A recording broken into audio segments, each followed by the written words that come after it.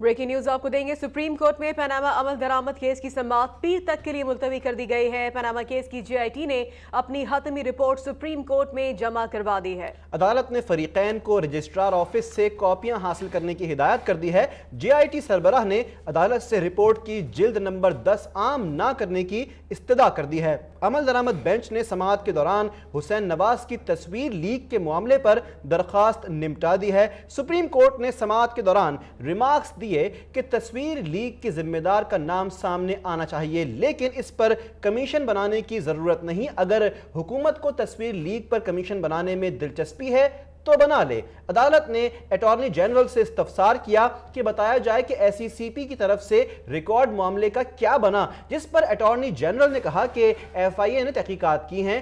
Tampering का जिम्मेदार chairman SECP को ठहरा दिया गया है। एफआईए ने जफर हिजाजी के खिलाफ मुकदमा दर्ज करने की सिफारिश की है। जस्टिस अजमत शेख ने कहा कि क्या जफर हिजाजी के खिलाफ आज मुकदमा दर्ज हो जाएगा। चेयरमैन एसईसीपी मुलाजिमीन को धमकियां देते रहे। अदालत ने जफर हिजाजी के खिलाफ मुकदमा दर्ज करने का हुक्म दे दिया। साथ ही अदालत ने तस्वीर लीक करने वाले का नाम मंजर आम पर लाने का भी हुक्म दे दिया है। इस बारे में हम जानेंगे मजीद भी और बात करेंगे अब तक न्यूज़ के नुमाइंदे खालिद जमील से। जी खालिद, अहम दिन है आज, अहम रिपोर्ट सामने आई है और दी गई है, क्या तफसीलात हैं? जी, सुप्रीम कोर्ट के 3 रुकनी बेंच ने आज पनामा केस की अमल दरामद केस के हवाले से समाअत की। इसमें जीआईटी ने अपनी हतमी रिपोर्ट जो है वो पेश कर दी है और इसके साथ साथ आज उन्होंने 2 बॉक्सेस भी लेकर आए थे जो बिल्कुल सरबमोहर थे और उसके अंदर तमाम एविडेंस जो कलेक्ट किया गया था वो भी सुप्रीम कोर्ट में पेश किया गया है।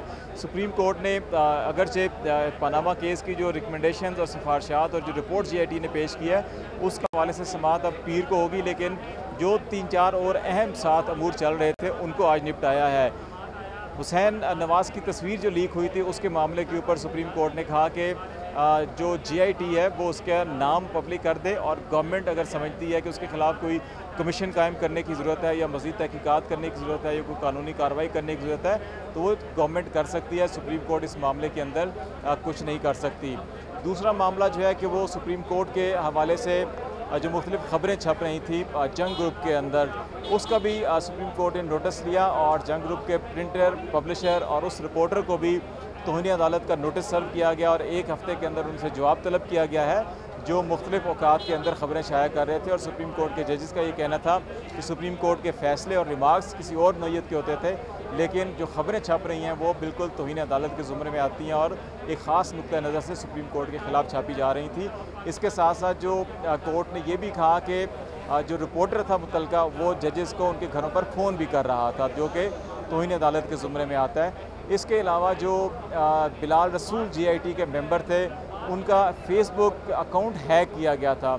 उस हवाले से एफआईए की जो तहकीकात हैं उस हवाले से सुप्रीम कोर्ट ने कहा कि उन तहकीकात से आगाह किया जाए और अब तक एफआईए ने क्या कार्रवाई की और जो फेसबुक अकाउंट हैक किया गया और उसके ऊपर जो मटेरियल मवाद जो है वो जारी किया गया था वो क्या था, वो तमाम तफसीलात सुप्रीम कोर्ट के इस 3 रुकनी बेंच के सामने पेश की जाएँ।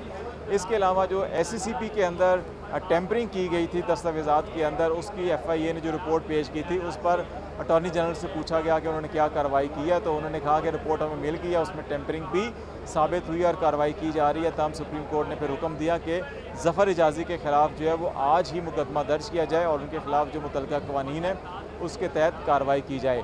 जीआईटी के जो इम्प्लीमेंटेशन बेंच की रिपोर्ट है उसकी समाअत पीर को होगी, लेकिन इसके अलावा अटॉर्नी जनरल को इस 3 रुकनी बेंच ने ये डायरेक्शंस भी दिए हैं कि जो हुकूमती बाज़ अरकान हैं जिनके अंदर 3 नाम भी लिए गए, वज़ीर-ए-आज़म के मामले ख़ुसूसी आसिफ किरमानी, MNA तल्लाल चौधरी और वफाकी वज़ीर रेलवे ख्वाजा साद रफ़ीक, उनके नाम लिए गए। कोर्ट की जानिब से कहा गया कि ये जो रोज़ तकारीर कर रहे हैं जजेस या अदलिया के बारे में उसका रिकॉर्ड भी सारा इकट्ठा किया जाए और अटॉर्नी जनरल अदालत की मामलत करें कि इनकी वो जो तकारीर हैं क्या वो तौहीन अदालत के ज़ुमरे में आती हैं नहीं आती और उनके खिलाफ क्या कार्रवाई की जाए।